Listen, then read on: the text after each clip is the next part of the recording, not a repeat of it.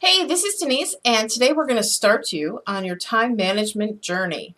It's really important for a virtual assistant to manage their time not only effectively, but you also want to make sure that you are not wasting your clients' hours or money.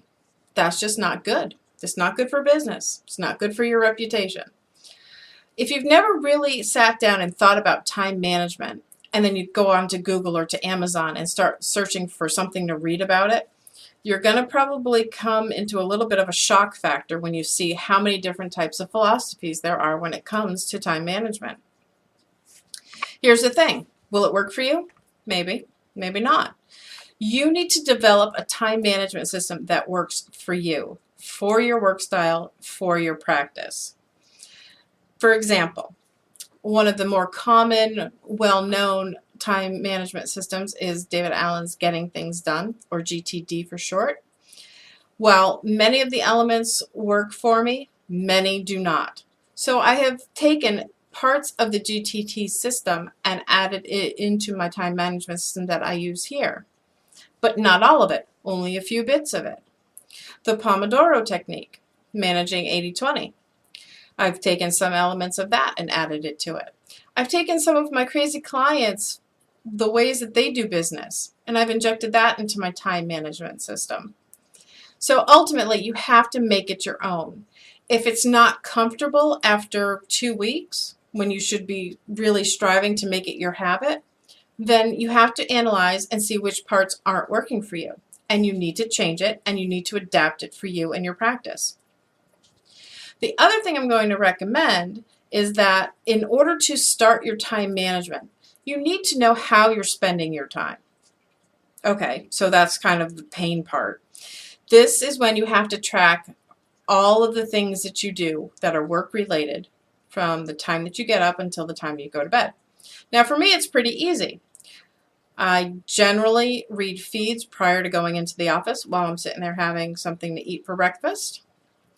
But then between my office hours, that's when I'm working. I do not work outside my office hours. But in the course of those office hours, I track what I am doing, not only for clients, but for my own analysis. If you've never gone through this exercise before, you need to do it for a good 2 weeks to 4 weeks for your own practice. You'll soon find out that you're doing some work in the evening, off hours, at weird times. Even if it's 2 minutes, you document that. And then you analyze all of the time that you spent. Were you goofing off in social media, or were you really doing something?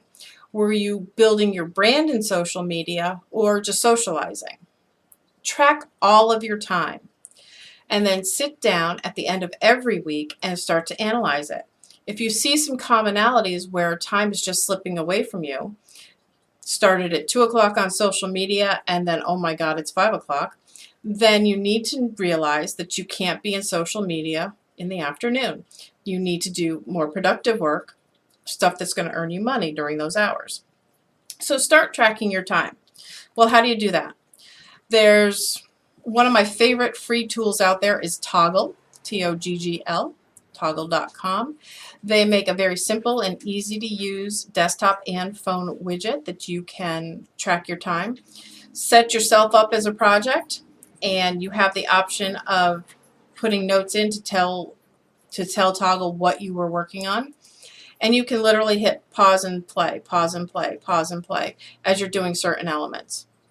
So start tracking your time. From there, you can start to build your time management system and know where your shortcomings are.